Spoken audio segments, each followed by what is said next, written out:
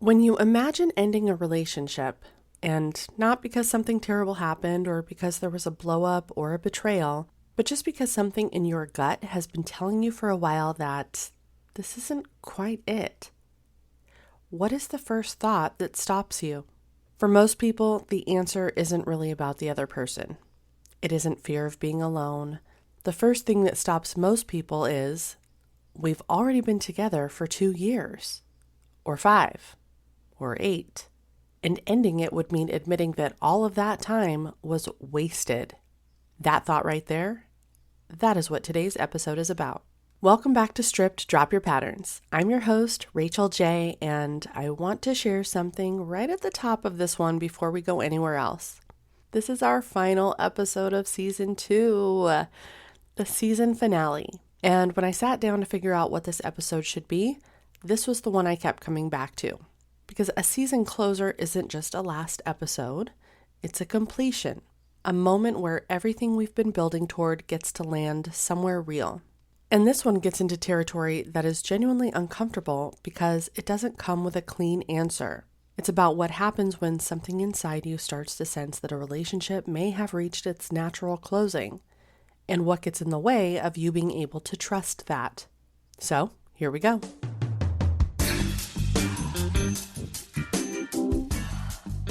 Throw out the rules, forget the cliches. This isn't about the perfect profile or the perfect date. It's about real connection. It's time to strip away the masks, shed the stories, and drop those old patterns that no longer serve you. Tired of dating advice that doesn't fit? So are we. Welcome to Stripped, Drop Your Patterns, where conscious dating isn't about following a script. It's about embracing your whole self and attracting the kind of love that sets your soul on fire. I'm Rachel J., the connection coach and your host. Let's get real.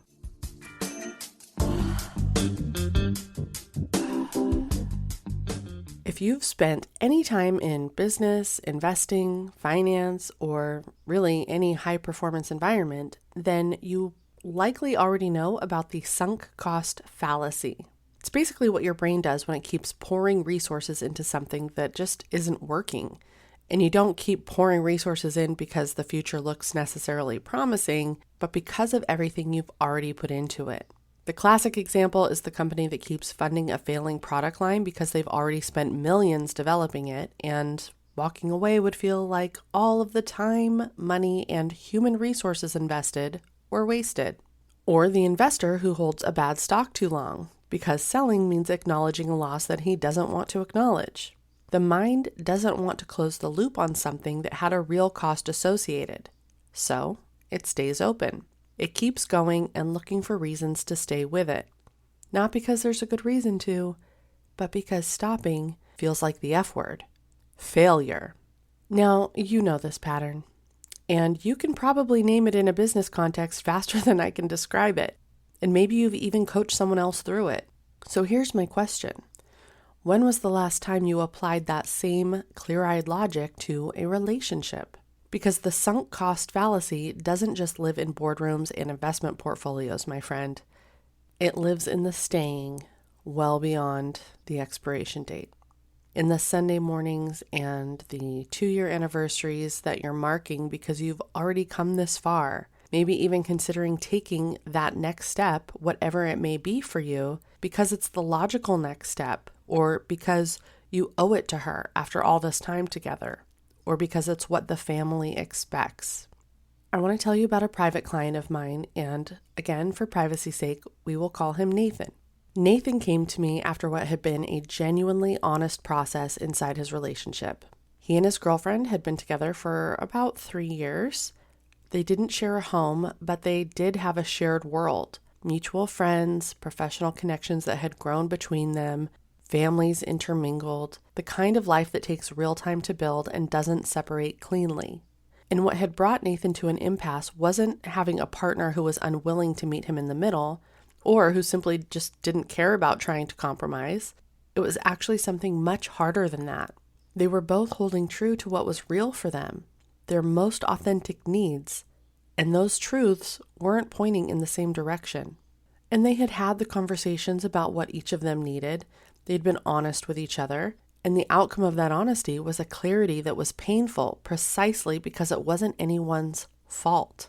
Now, Nathan came to me not to be told what to do, but because he needed a process for arriving at what he already, somewhere underneath everything, knew for himself. And what I told him at the start and what I will tell you now is that I don't answer that question for people. That is not my job. My job is to help you get clear enough on who you are and what you actually need so that you can answer it for yourself. So that's what we did. Over 12 sessions together, we got honest about the dynamics of the relationship, about what had and hadn't been said, about what mattered most to him, not what he thought he should want, but what he genuinely needed to feel known and alive in a partnership, and what he was willing to bring to be able to meet his partner's needs as well. And then we asked, with as much honesty as we could bring, whether his current relationship was capable of growing towards those things. Does any of this sound familiar? It should. It is the same process that's built into magnetic, and I'll say more about that at the close. For Nathan, what emerged from this process was not a dramatic revelation. It was a slow clearing. He came to understand that the relationship, as much as he had cared about this woman and as real as what they'd shared had been, had reached its ceiling.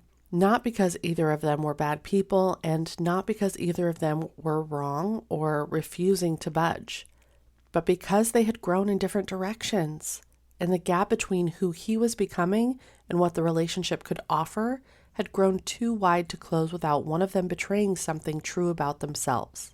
Now, I also have a close friend who went through a version of this where the incompatibility was just truly impossible to negotiate around. He had been with his high school sweetheart for several years, and they married in their late 20s. They had come into that marriage with a shared vision that someday they would start a family. It was a given. It was something they had talked about and they both explicitly wanted. It was part of the foundation that they were building together. For me, having only known them as a couple, I thought they were great together. They were compatible in so many ways and seemingly on the same page about where they were at in their relationship. And at that time, when I knew them, we were all still in our wild era and not yet ready to slow down. But then someday arrived, and his wife was ready to have the timeline talk. And what became clear to him through many of these conversations, first gradually and then unmistakably, was that he didn't want children. Not eventually. Not at a different point in his life. Not at all. That is not a timing problem. That is a fundamental divergence in what each of them wanted, needed, and valued for their lives going forward. And understandably, the conversations that followed, they were honest, they were heartbreaking, and full of genuine love and grief. They ultimately ended the marriage. What I said to my friend at the time, and what I still believe, is neither of you should sacrifice something this big and important to you. And neither of you should be made to feel wrong for wanting what you want or for not wanting what you don't. They had each come into that marriage as the people that they were then, and they had each, over the years, become someone a little different. His wife accused him of having lied to her about wanting kids when they first got into a relationship. But the truth is, neither of them had done anything wrong. They had simply grown. He did think that he wanted children, but they had simply grown.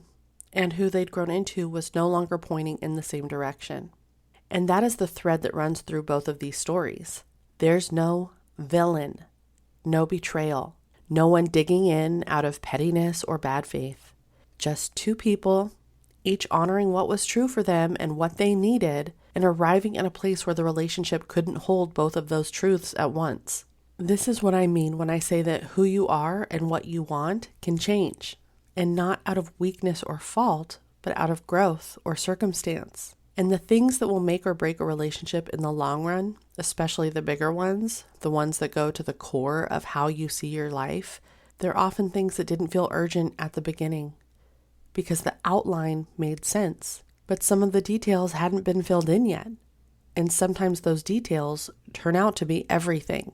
This is also why doing the values work before you're in a crisis moment matters so much. Because when you know what's actually true for you, not what your family imagined for you, not what your community holds up as the model, not the version of partnership that was handed to you before you had any real say in it, or by pop culture and fairy tales, but what you genuinely see when you look at your own life and your own future. You can bring that clarity into every relationship you enter, instead of discovering those gaps in real time.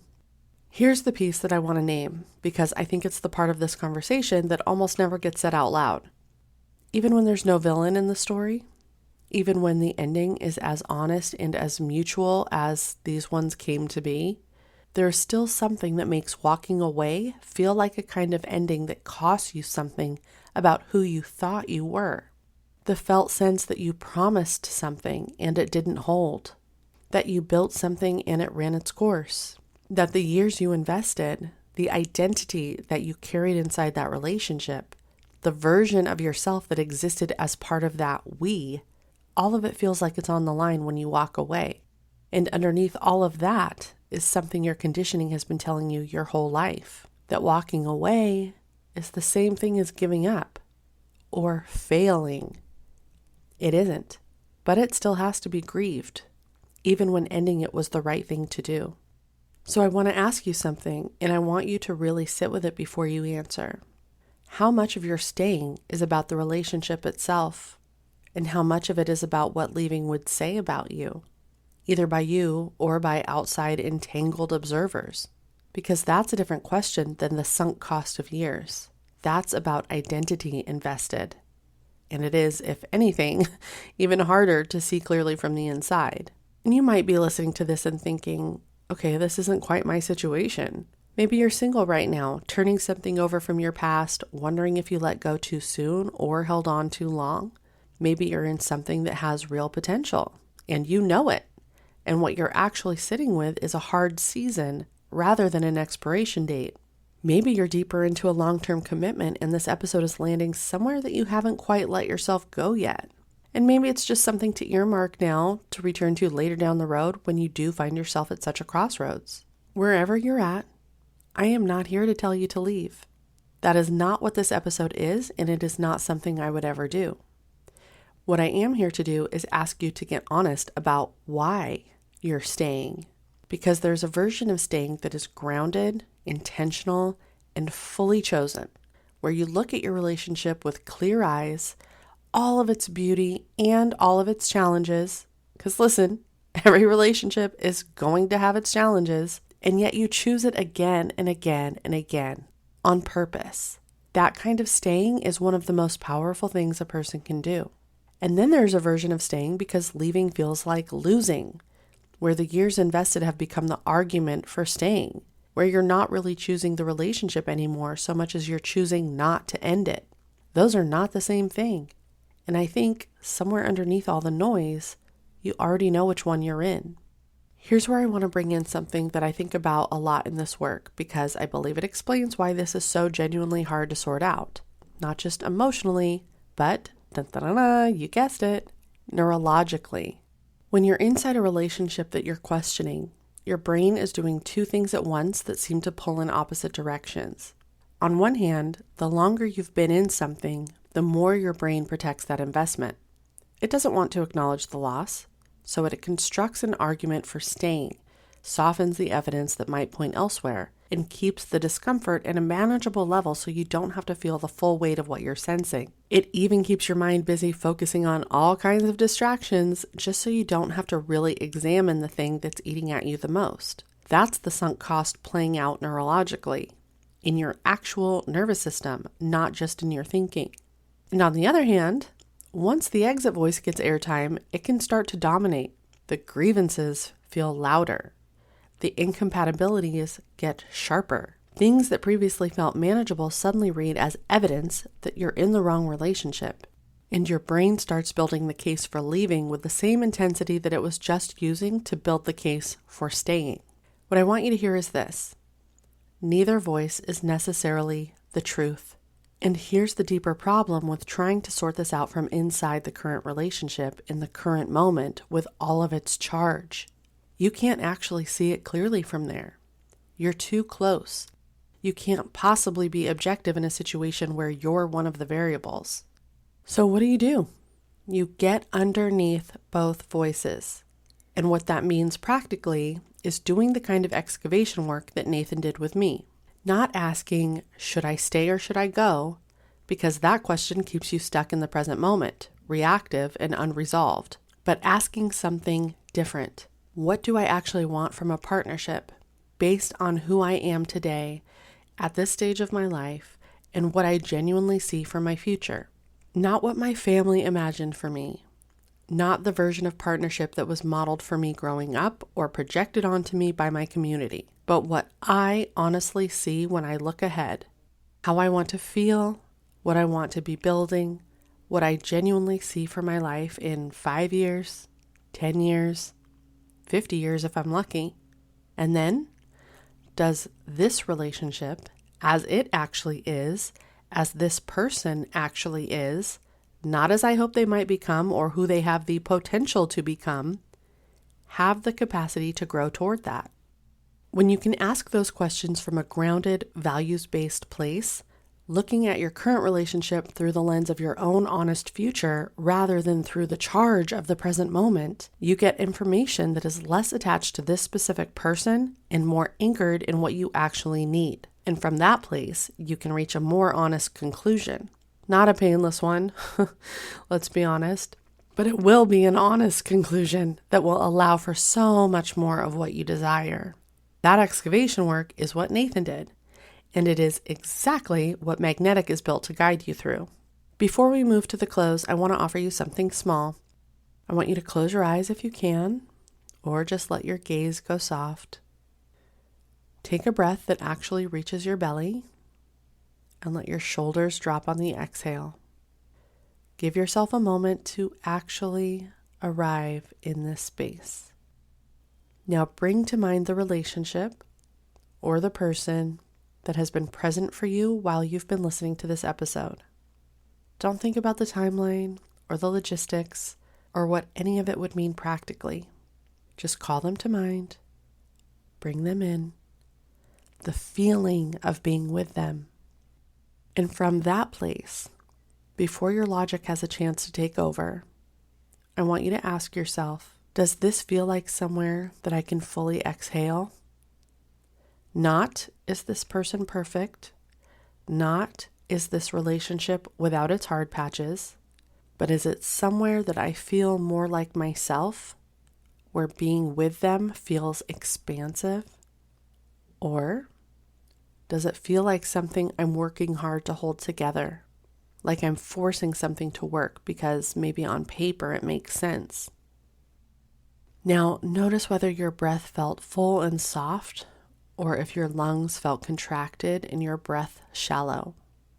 Just sit with whichever one landed first.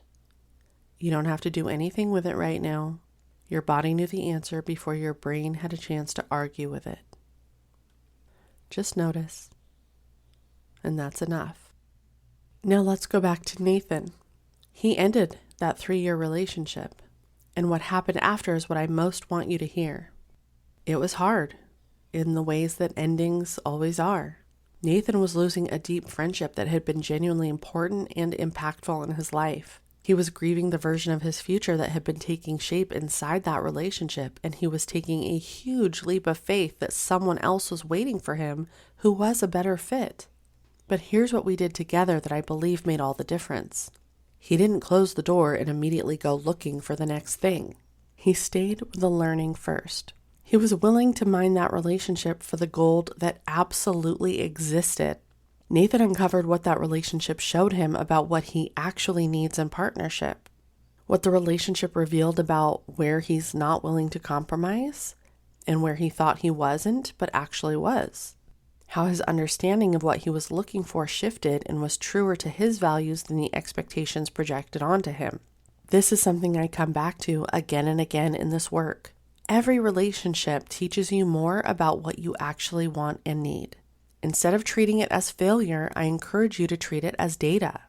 You're tuning the radio dial a little closer to your own frequency, to the specific kind of partnership that's built for who you're becoming and learning more about yourself and what matters to you along the way, moving further from the noise and static and closer to the crystal clear, beautiful music.